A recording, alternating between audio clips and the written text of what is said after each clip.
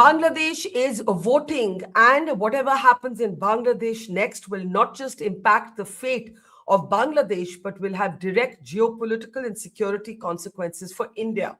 India is keenly watching this election. Remember, Sheikh Hasina, the ousted former Prime Minister of Bangladesh, continues to be in exile here in India, and the BNP and the Jamaat-e-Islami that were once on the same side are today political competitors.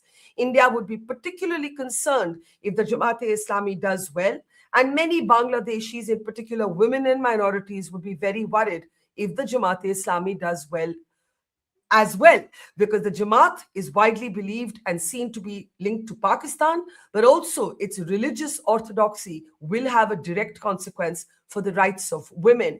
Remember, the Jamaat chief compared working women with prostitutes. This in a country which has had two former women prime ministers. In a moment from now, we'll be talking to celebrated author in exile Taslima Nasrin. I'm Barkha Dutt. You're with the Mojo story. On the program today, we're taking a close look at the critical elections in Bangladesh. Elections where the consequences and the results have a larger bearing on the regional power dynamics in South Asia. Recently, ever since Sheikh Hasina was ousted and enjoys safe harbor in India, relations between Dhaka and Delhi have deteriorated. The BNP today is in direct competition with the Jamaat-e-Islami. In India, there are genuine concerns not just about the rise of religious radicalism and the attacks on the minorities, in particular the Hindu community. There are also serious concerns about a Pakistan-Bangladesh-China axis. We have seen it play out in cricket recently when Pakistan and Bangladesh have claimed to stand together when it comes to the T20 World Cup. And we have been seeing it in more serious ways under the Yunus regime. So much so that the Shashi Tharoor-led parliamentary panel called the situation in Bangladesh the greatest strategic challenge for India since 1971. That's the war that birthed Bangladesh. I want to welcome our newsmaker to the program today. Taslima Nasrin is with us. She is, of course, a celebrated author. She has lived in exile for many years right here in India. She has suffered firsthand because of religious radicalism, threatened for her book Lajja, and has been in India ever since it became not palatable or possible for her to go back to Bangladesh. Taslima Nasrin, thank you. It's a great pleasure to see you after many, many years. Namaskar and see you, and very nice to see you. Are you hopeful at all, ma'am, about these elections? What are you expecting? What are you thinking? Yeah, I hope that a secular political party will win the election and will form the government. And I hope that Jamaat-e-Islami will not win this election. But unfortunately, because of the absence of Awami League, Jamaat-e-Islami would be the main opposition party. But I hope even though Tariq Zia was a corrupt man when he lived in Bangladesh, but he lived in exile for 17 years. I hope that he learned from civilized Europe how to govern the country. And then now he is in Bangladesh. So most probably BNP will win and form the government. And I hope that he will protect the democracy and secularism and women's equal rights and human rights and minority rights. And also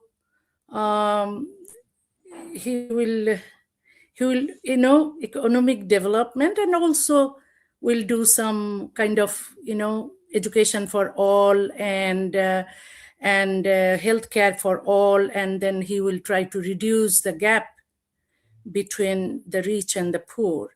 So I hope for the best.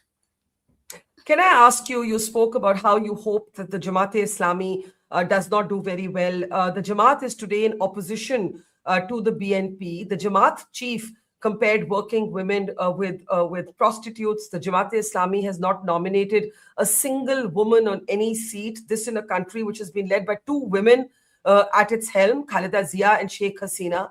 The Jamaat's views on women are offered without apology. As a woman, for whom Bangladesh is home and India is also home, are you fearful of what the rise of Jamaat would mean for the rights of women in Bangladesh?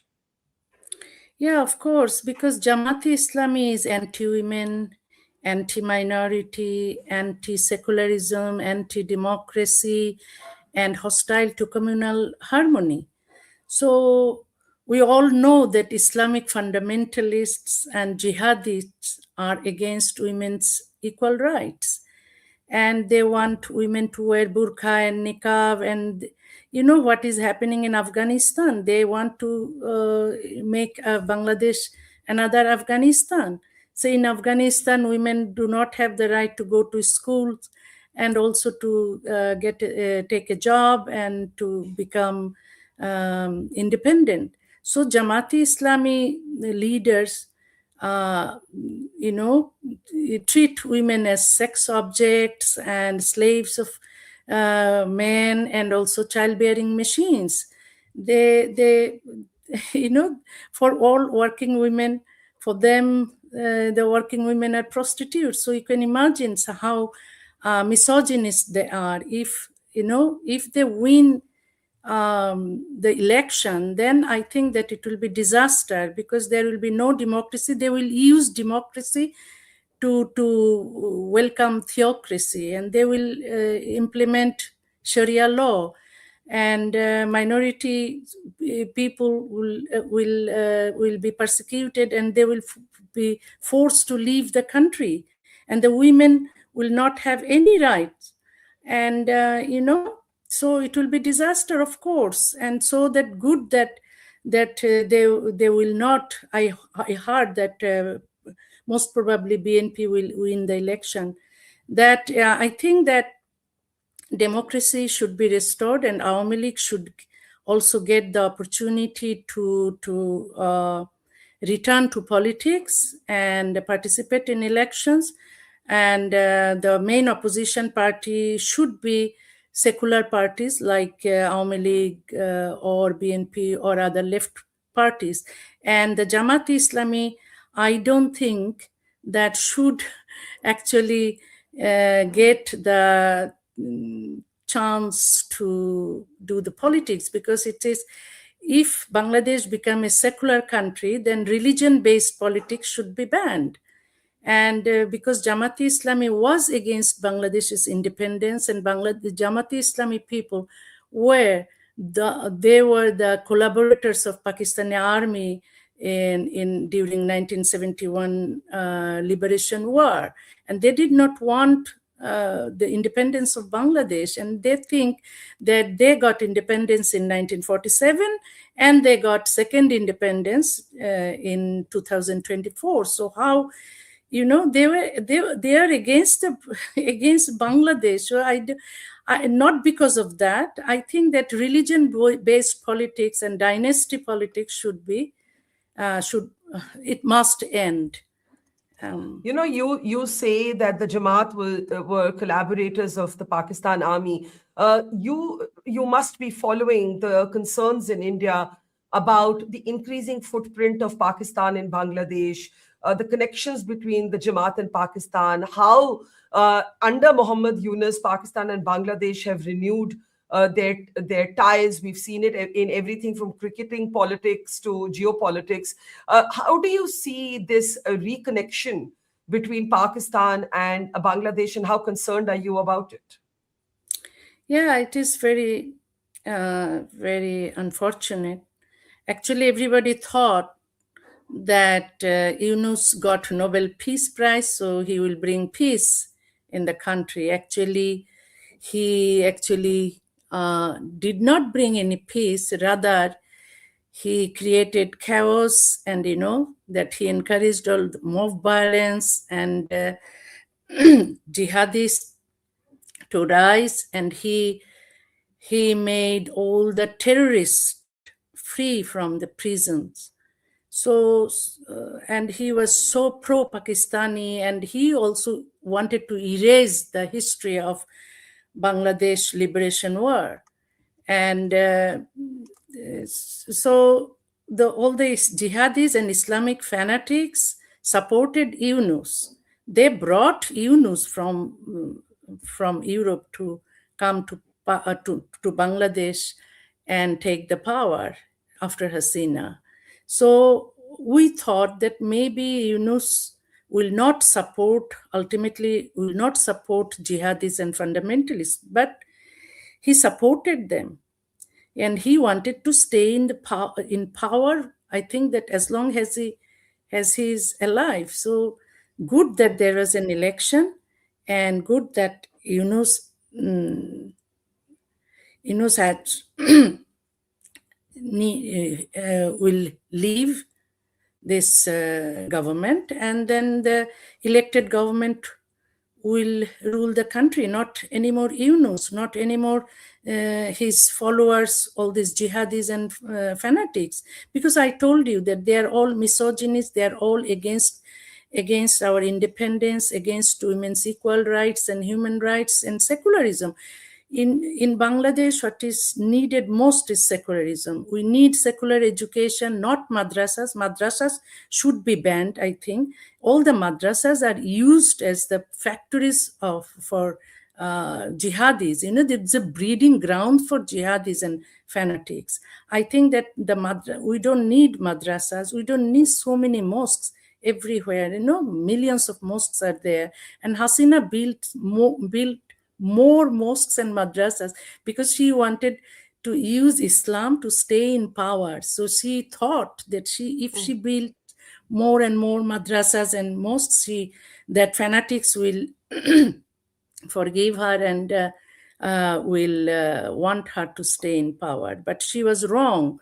Those jihadis who were born from the breeding grounds that Hasina created, those jihadis actually threw her out of the country. Yeah. So now the lesson is do not support fanatics, punish fanatics for their criminal acts. Otherwise, they will destroy you. I think that's very well said that the jihadists Hasina helped to create eventually threw her out. I want to ask you a personal question. You are somebody who has been at the receiving end of grave threats, violent threats, a threat to your life for writing a book. You have received, you have lived in that shadow since Lajja. You know what radicalism means. You have paid a personal price for it. How concerned are you about seeing Bangladesh or sections of Bangladesh, not all of Bangladesh, but sections of Bangladesh fall prey to this rising Islamist ideology? Yeah, first one, I want to correct the information. Actually, I was not forced to leave the country because of Lajja. Lajja was published in 1993 in February, and the book was banned by Bangladesh government. At that time, it was Khalida Zia who banned my book. But Islamists and jihadis were angry with me and issued fatwa against me and put price on my head because of my criticism of Islam. So I think that Islam should not be exempt from critical scrutiny that apply to other religions, and Islam has to go through the enlightenment process that other religions have gone through by questioning the inhuman, unethical, unscientific aspects of religion. So because of my criticism of Islam, that fundamentalists were angry with me. And why did I criticize Islam? Because I wanted women's equality. And if I want women's equality, and then this misogynistic religion we must fight against this misogynistic religion and also patriarchy. So I was very critical of Islam as well as other misogynistic religions and also patriarchy. So the religious fundamentalists were very angry and they wanted to kill me. So now I have been living in exile for 31 years. It's a long time. What does that do to your sense of home? What is home today for you?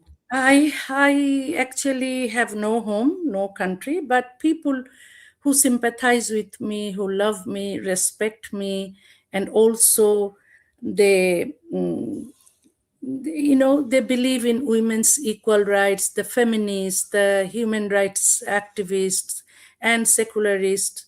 They are my home. They are my country.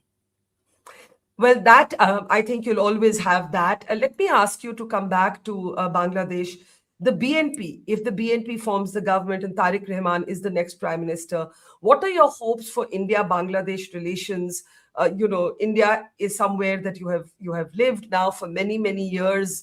I think many Indians may think you're Indian because they have seen you here for so long. Actually, we They, are culturally Indian.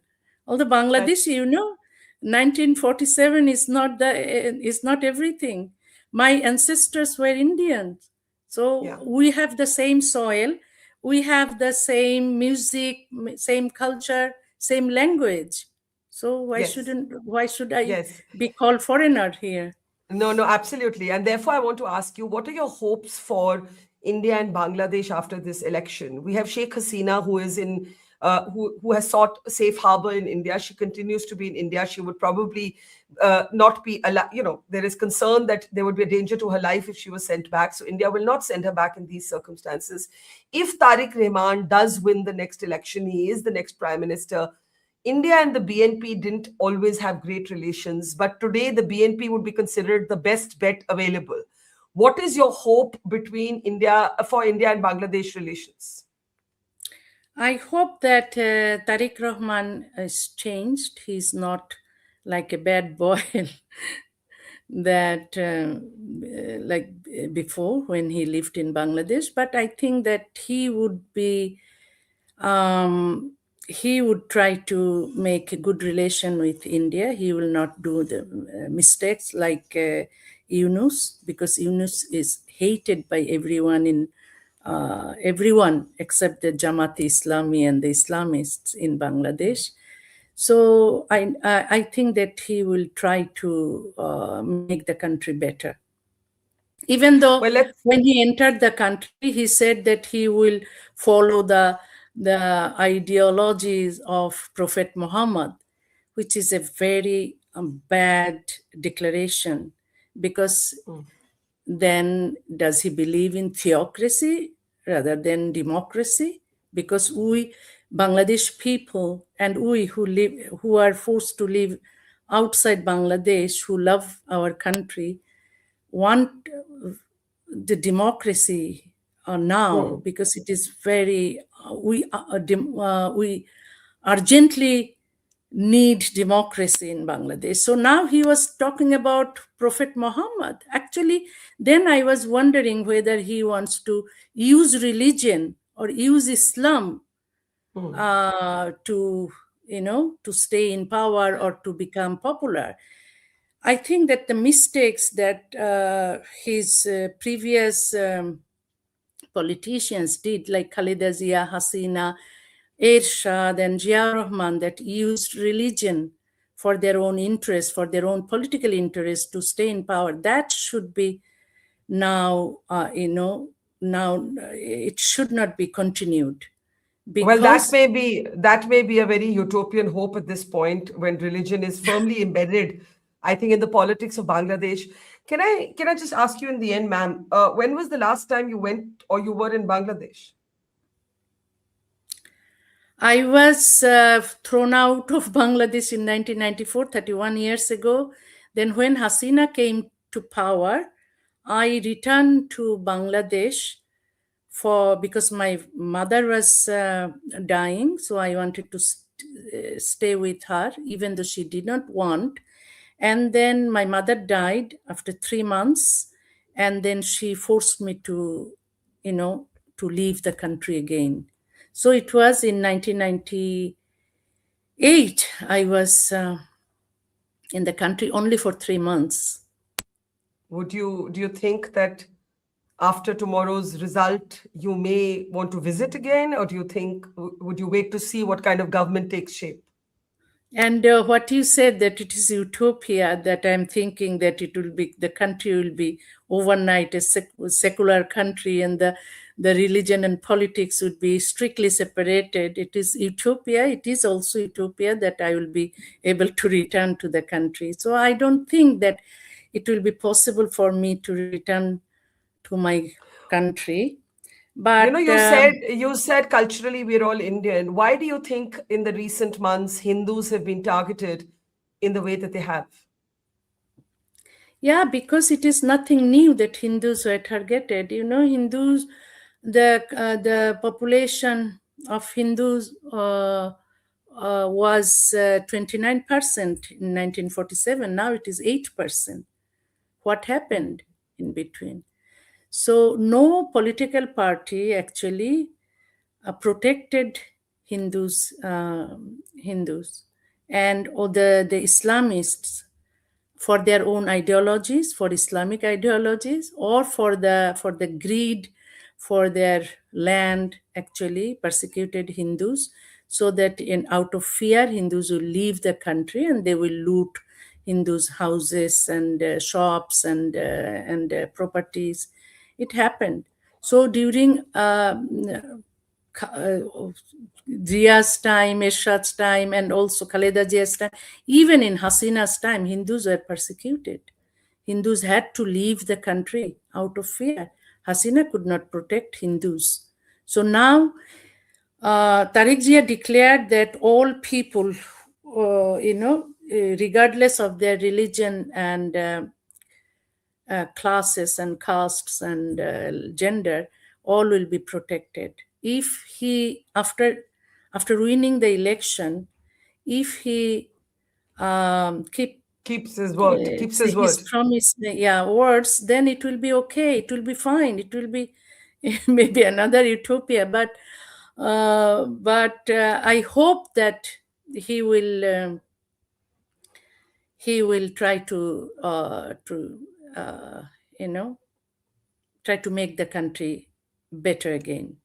Well, we should know in a couple of days what happens. Thank you, Taslima Nasrin. You have seen a lot in your life, for speaking your mind, for being who you are, for being your authentic self. And we wish you more power and luck. Thank you very much, ma'am. Thank you. Take care. See you soon. Thank you so much. Bye-bye. It's great to see you here. Thank you for watching our work. If you haven't subscribed yet, don't forget to click the bell icon and subscribe to Mojo Story and support independent, robust journalism.